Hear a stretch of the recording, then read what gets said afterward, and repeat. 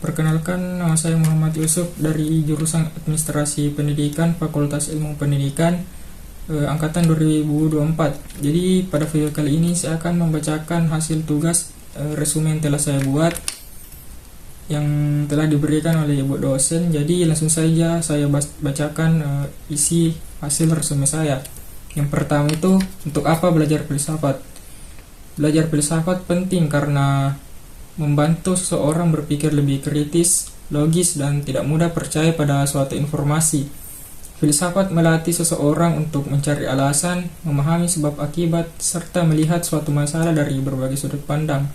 Dalam dunia pendidikan, kemampuan ini sangat penting agar seseorang mampu mengambil keputusan dengan bijaksana dan tidak sekadar ikut pendapat orang lain. Contohnya dalam kehidupan sehari-hari, seorang guru itu tidak langsung menyalahkan siswa yang nilainya rendah, akan tetapi guru tersebut akan berpikir lebih dalam penyebabnya seperti metode belajar, kondisi keluarga, atau lingkungan siswa. Dengan cara berpikir filosofis, masalah dapat diselesaikan secara lebih adil dan rasional. Kemudian yang kedua, memahami ilmu administrasi. Administrasi bukan hanya kegiatan mencatat data atau mengurus surat, tetapi merupakan proses mengatur dan melayani agar suatu tujuan dapat tercapai dengan baik.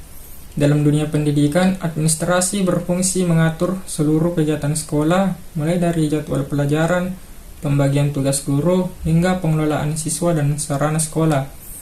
Contohnya, ketika sekolah mengatur jadwal ujian, administrator harus memastikan semua kelas, guru, dan siswa dapat mengikuti ujian dengan tertib. Jika administrasi berjalan baik, kegiatan sekolah menjadi lebih teratur dan tujuan pendidikan lebih mudah tercapai.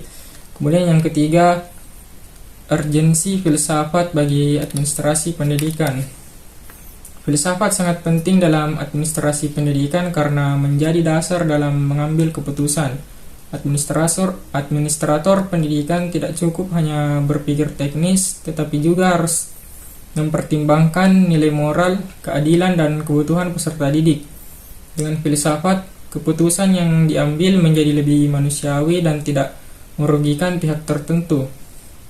Contohnya, ketika sekolah ingin menerapkan aturan disiplin baru, pihak sekolah harus mempertimbangkan dampaknya terhadap siswa. Aturan tidak boleh hanya bersifat keras, tetapi juga harus mendidik dan membantu siswa menjadi lebih baik. Kemudian yang keempat, merumuskan kerangka filsafat administrasi pendidikan. Kerangka filsafat administrasi pendidikan membantu menentukan arah dan tujuan pendidikan. Kerangka ini terdiri dari ontologi, epistemologi, dan aksiologi. Ontologi membahas hakikat manusia, epistemologi membahas cara memperoleh pengetahuan, sedangkan aksiologi membahas nilai dan tujuan pendidikan.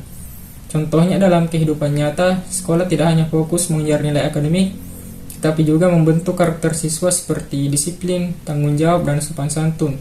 Dengan adanya kerangka filsafat, pendidikan menjadi lebih terarah dan tidak hanya berfokus pada hasil angka semata. Kemudian yang kelima, pemikiran filsafat klasik dan administrasi.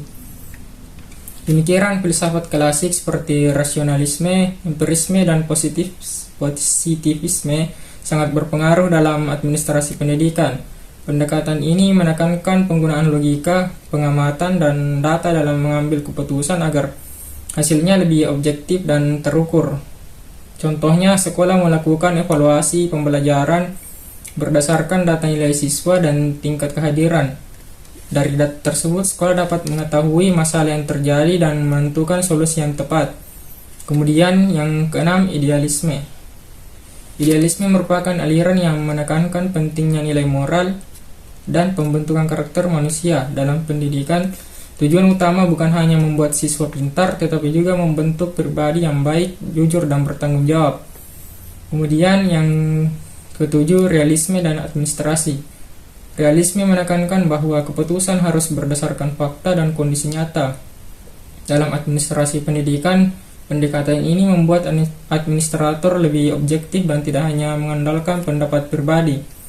Kemudian yang berikutnya, positivisme. Positivisme menekankan pentingnya penggunaan data dan metode ilmiah dalam pengambilan keputusan.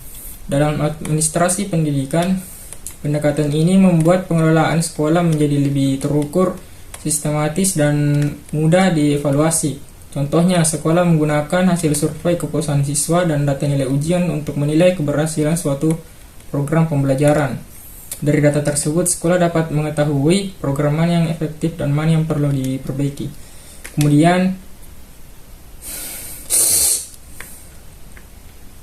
Kemudian yang selanjutnya, pragmatisme. Pragmatisme menilai bahwa suatu cara dianggap benar jika memberikan hasil yang bermanfaat dalam pendidikan. Pendekatan ini membuat administrator lebih fleksibel dan terbuka terhadap perubahan agar tujuan pendidikan ini dapat tercapai dengan baik. Kemudian yang terakhir, eksistensialisme. Eksistensialisme menekankan kebebasan individu dalam menentukan pilihan dan mengembangkan dirinya. Dalam pendidikan, setiap siswa dianggap memiliki potensi dan keunikan yang berbeda-beda, sehingga perlu diberikan kesempatan untuk berkembang sesuai minatnya.